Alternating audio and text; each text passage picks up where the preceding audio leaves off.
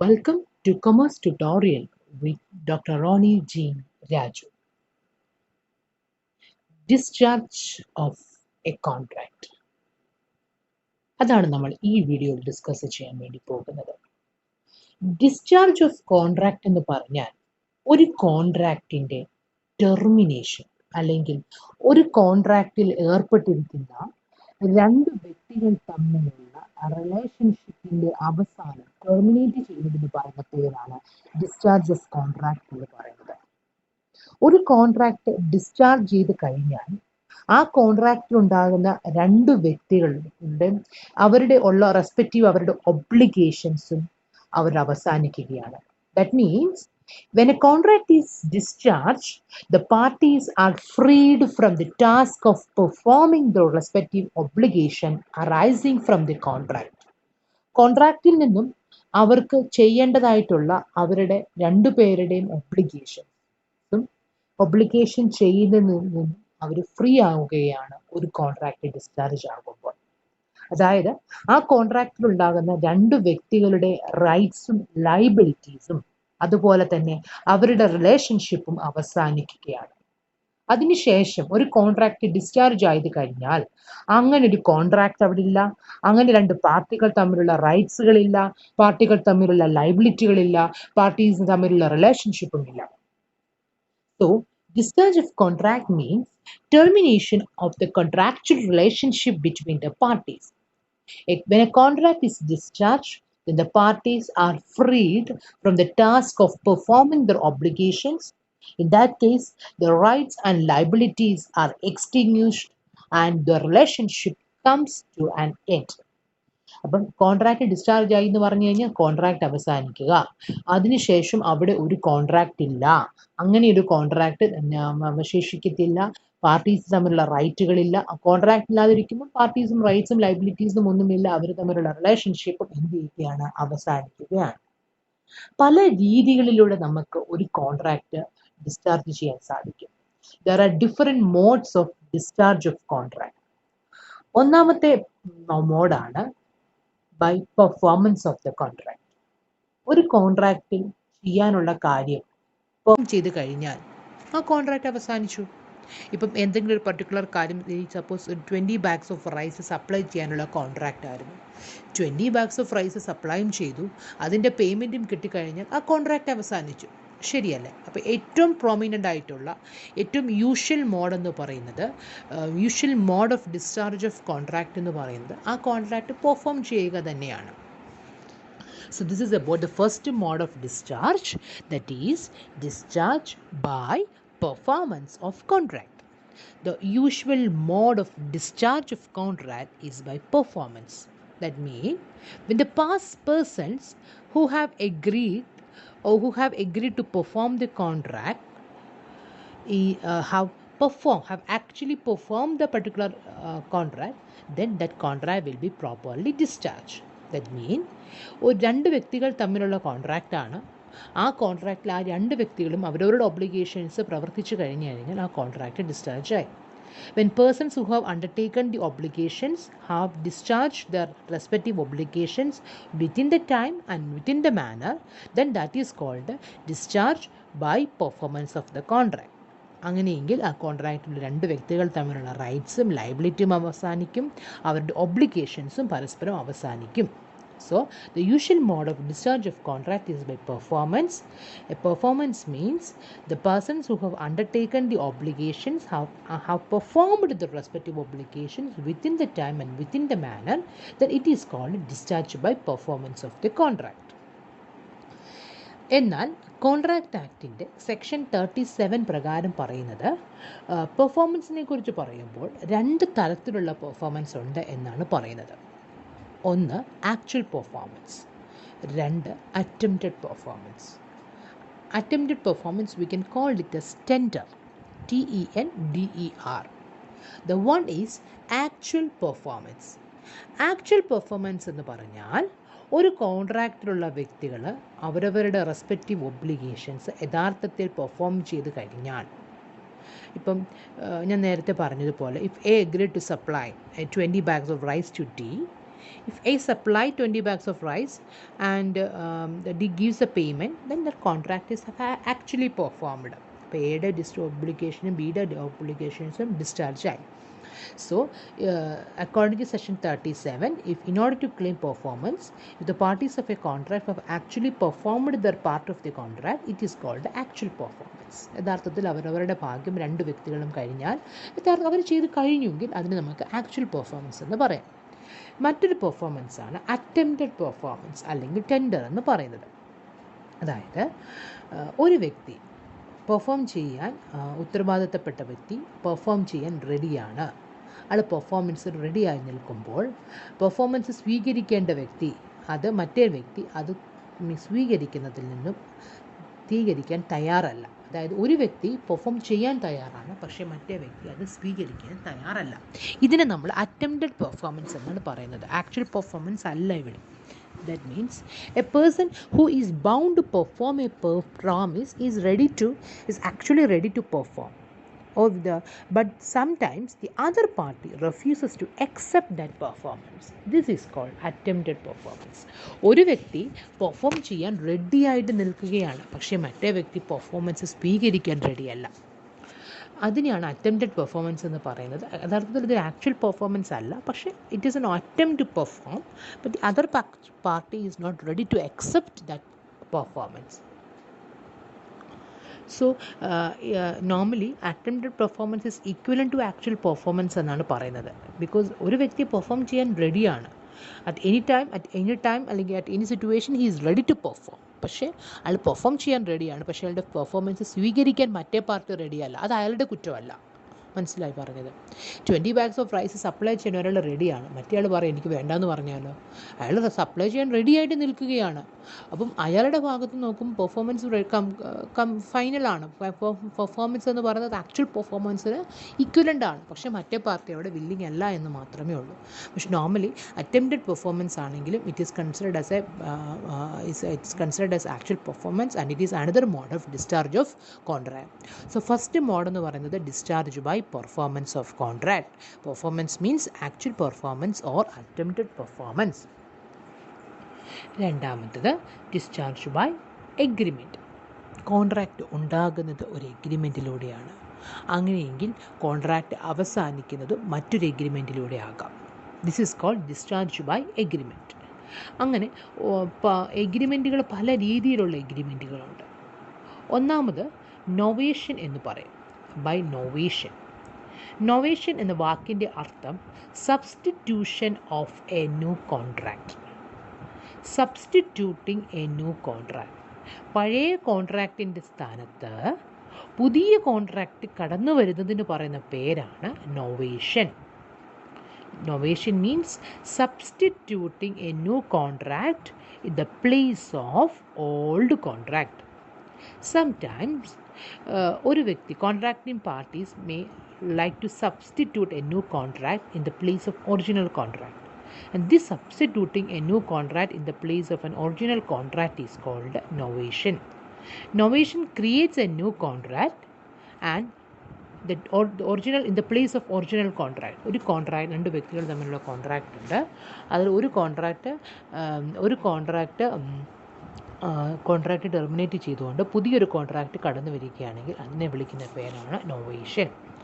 Example പറയുകയാണെങ്കിൽ A ബിക്ക് 5000 രൂപ കൊടുക്കാനുണ്ട്. And it is agreed between A B C that the C will pay the amount to B.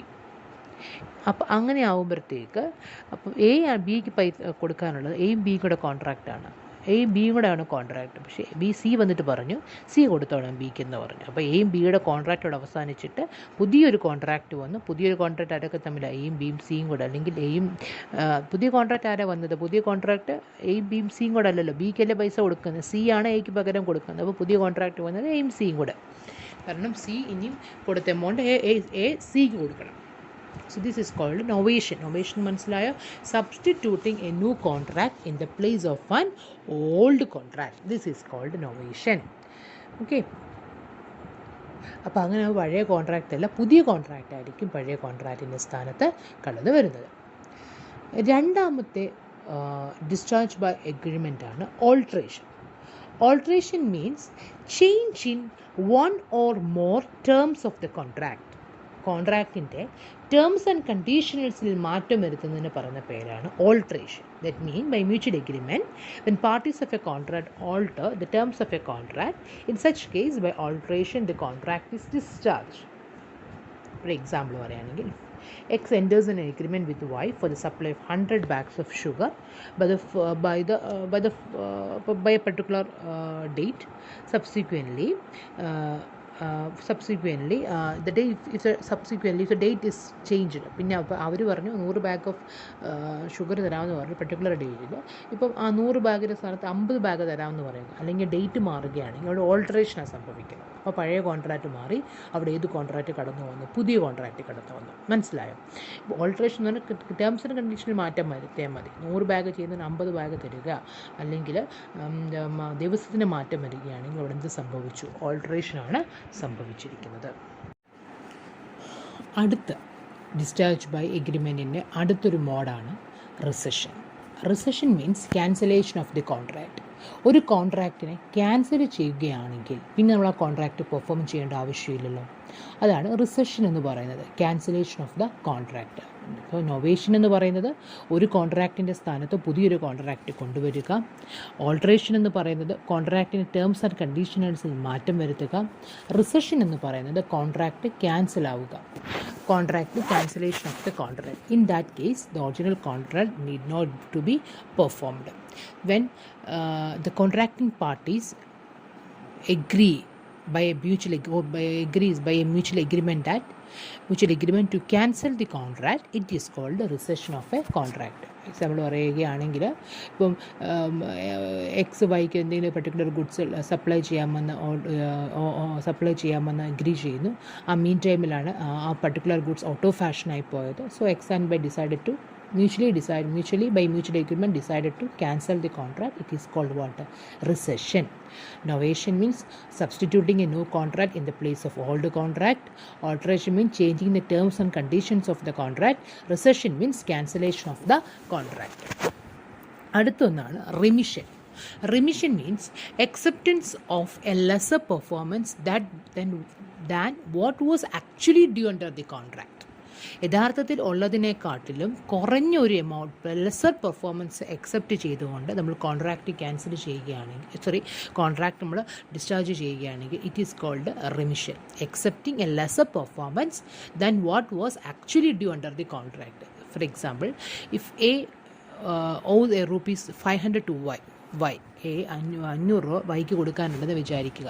So ആ ഒരു ഇത് ചെയ്യാൻ വേണ്ടി Y agrees that that instead of getting 500 rupees 400 is enough എന്ന് പറഞ്ഞാൽ, അതായത് 500 കൊടുക്കാനുണ്ട്, 500 അതിൻ്റെ സ്ഥാനത്ത് 400 മേടിച്ചാൽ ആ ഒരു പേയ്മെൻറ്റ് ക്ലോസ് ചെയ്യുവാണെങ്കിൽ it is called remission. Remission means accepting a lesser performance then what was actually due under the contract. കോൺട്രാക്റ്റിലുള്ളതിനെക്കാട്ടിലും ഒരു ലെസർ പെർഫോമൻസ്, അതായത് 500 കൊടുക്കേണ്ട സ്ഥാനത്ത് 400 കൊടുത്ത് കോൺട്രാക്റ്റ് ക്ലോസ് ചെയ്യുകയാണെങ്കിൽ ഇറ്റ് ഈസ് കോൾഡ് റെമിഷൻ.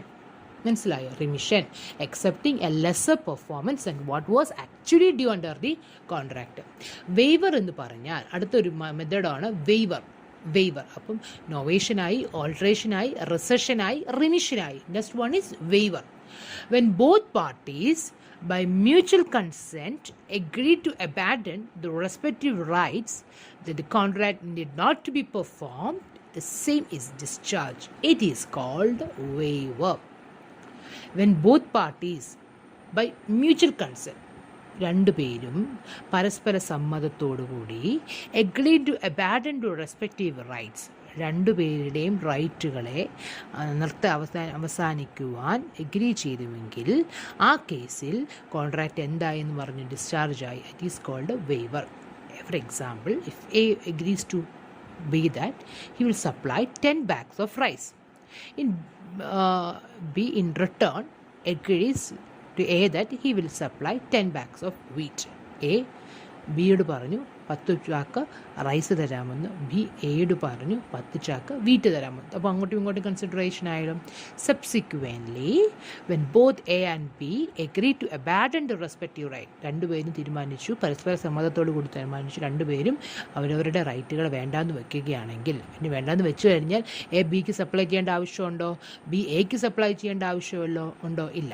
ഇതിന് പറയുന്ന പേരാണ് വെയ്വർ. പക്ഷേ എപ്പോഴും ഓർക്കുക, മ്യൂച്വൽ കൺസെൻ്റ് ആണ്, രണ്ടുപേരുടെ പരസ്പര സമ്മതപ്രകാരമാണ് അവരത് വേണ്ടാന്ന് വെച്ചത്, അവരുടെ റൈറ്റുകൾ അവർ വേണ്ടാന്ന് വെച്ചതെങ്കിൽ അതിന് പറയുന്ന പേരാണ് വെയ്വർ. അടുത്ത ഒരു ഏതാണ് മെർജർ. മെർജർ എന്ന് പറഞ്ഞാൽ സംടൈംസ് നമുക്കറിയാം ചില വ്യക്തികൾ the persons who have already entered in a contract with some lesser right, with some inferior right, may subsequently enter into a new contract which gives them a superior right. And that type of case, the old contract is discharged.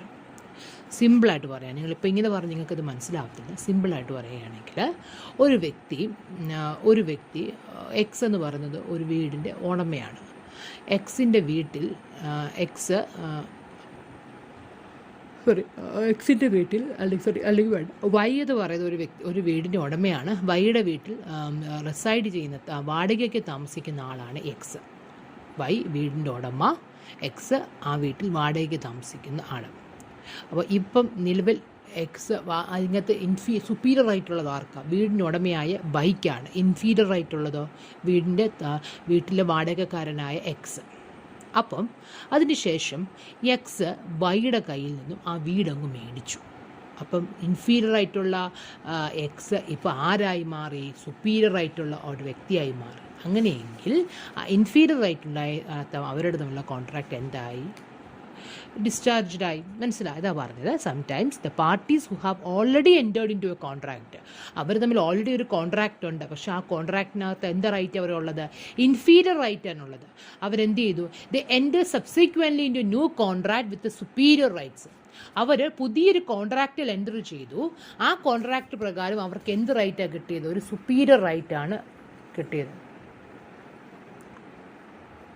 അപ്പോൾ അങ്ങനെയെങ്കിൽ inferior ആയിട്ടുള്ള സമയത്ത് contract എന്തായി മാറി? Discharge ആയിട്ട് മാറി. മനസ്സിലായോ? The parties who have already entered in a contract with inferior right may enter subsequently in a new contract and the new contract which creates them a superior right. In that case the previous contract is discharge. The previous contract പുതിയ കോൺട്രാക്റ്റിലേക്ക് മെർജായി മാറുകയാണ്. മനസ്സിലായോ? അപ്പോൾ ഇതാണ് discharge by agreement. ഒന്ന് novation. Novation means substituting a new contract in the place of old contract. Alteration. പിന്നെ എന്തുവായിരുന്നു? Rescission, cancellation, remission, accepting a lesser performance that what was actually due, waiver. രണ്ട് പാർട്ടികൾ പരസ്പര സമ്മതത്തോടുകൂടി വേണ്ടാന്ന് വയ്ക്കുക. മെർജർ. ഇൻഫീരിയർ ആയിട്ടുള്ളത് സുപ്പീരിയർ റൈറ്റായി മാറുകയാണെങ്കിൽ അത് മെർജർ. അടുത്ത മൂന്നാമത്തെ ഒരു മോഡ് ഓഫ് ഡിസ്ചാർജ് ആണ് discharge by lapse of time. സിമ്പിളാണ്. നമ്മൾ കോൺട്രാക്റ്റ് പെർഫോം ചെയ്യാൻ നേരത്തെ നമ്മളൊരു സമയം പറയും, അല്ലേ? ഒരു ഫിക്സഡ് സമയങ്ങളിൽ കോൺട്രാക്റ്റ് നമ്മൾ പെർഫോം ചെയ്യും, ഇത്ര സമയത്തിനുള്ളിൽ നമ്മൾ പെർഫോം ചെയ്യണമെന്ന് പറയും. അപ്പോൾ ആ സമയത്തിനുള്ളിൽ പെർഫോം ചെയ്തിട്ടില്ല എങ്കിൽ the contract is discharged by lapse of time. Okay. Sometimes നമ്മൾ നേരത്തെ പറഞ്ഞ പോലെ every contract has to perform within a particular period.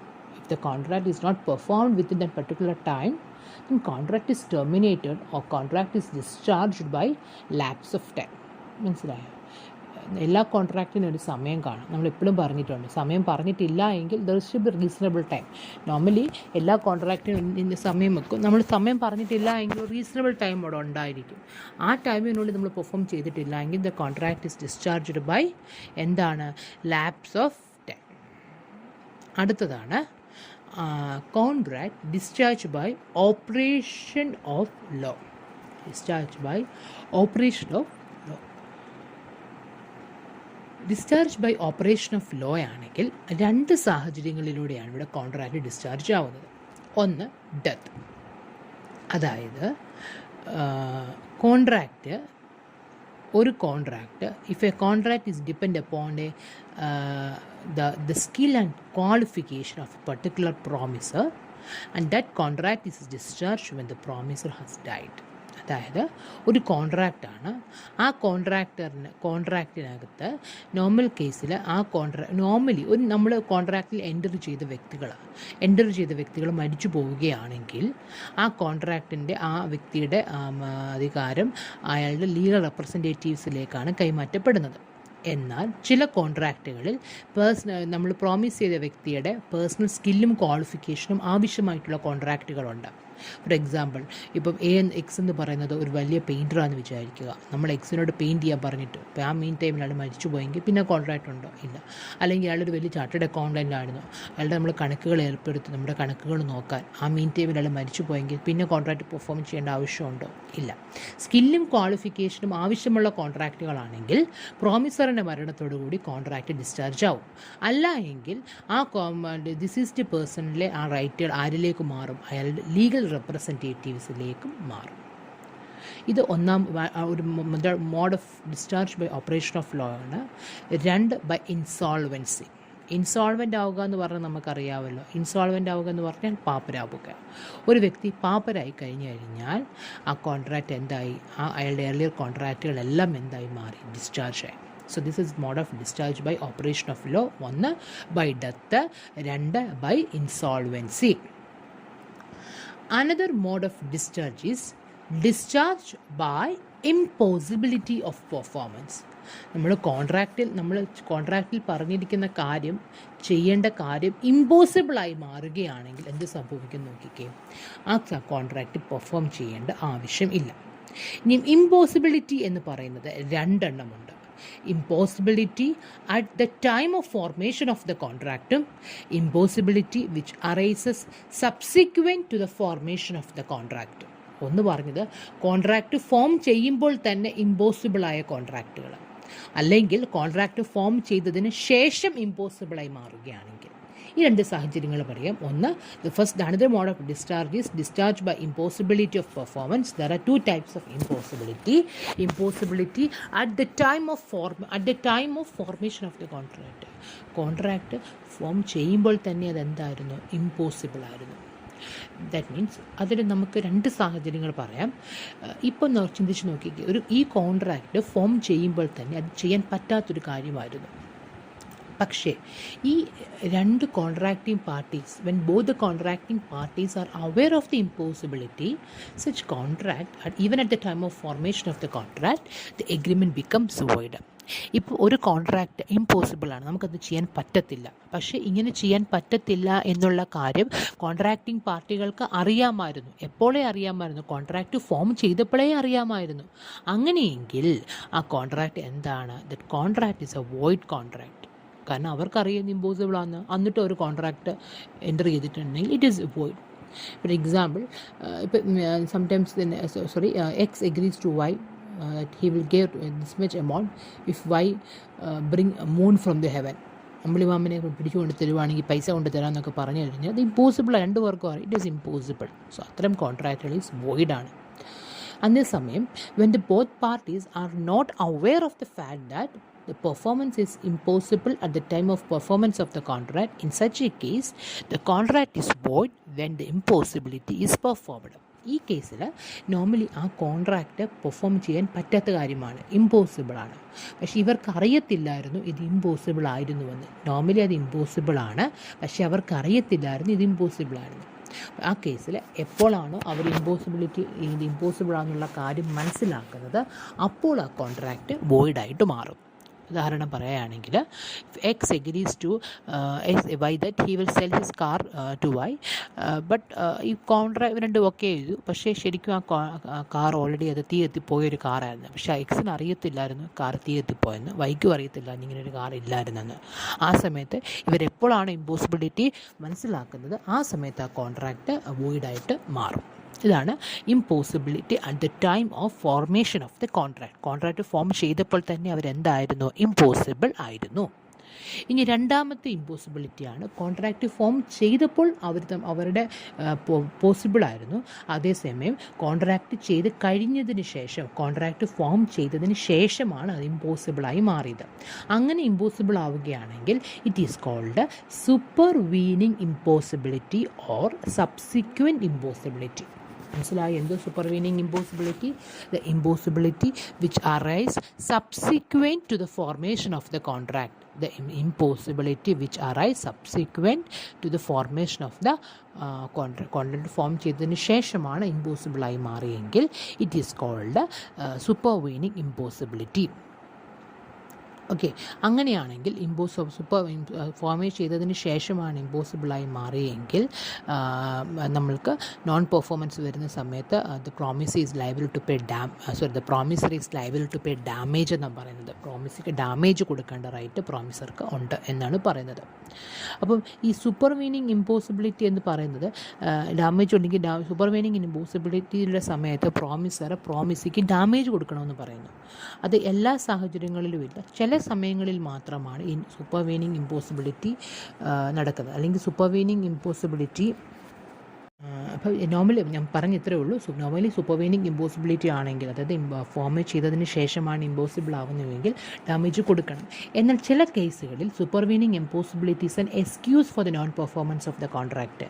ചില സമയത്ത് നമ്മൾ കോൺട്രാക്റ്റിന് പെർഫോം ചെയ്യുന്നതിൽ നിന്നും സൂപ്പർവീനിങ് ഇമ്പോസിബിലിറ്റി നമുക്കൊരു എക്സ്ക്യൂസായിട്ട് പറഞ്ഞ് നമുക്കതിൽ നിന്നും പിന്മാറാൻ സാധിക്കും. ഏതൊക്കെ സാഹചര്യങ്ങളിലാണെന്ന് ചോദിച്ചാൽ, ഒന്ന്, destruction of the subject matter. നമ്മൾ ഏത് കാര്യവുമായി ബന്ധപ്പെട്ടാണ് കോൺട്രാക്റ്റിൽ എൻ്റർ ചെയ്തത്, ആ എൻ്റർ ചെയ്ത കാര്യം നശിച്ചു പോയിട്ടുണ്ടെങ്കിൽ പിന്നെ നമ്മൾ കോൺട്രാക്റ്റ് പെർഫോം ചെയ്യേണ്ട ആവശ്യമില്ല.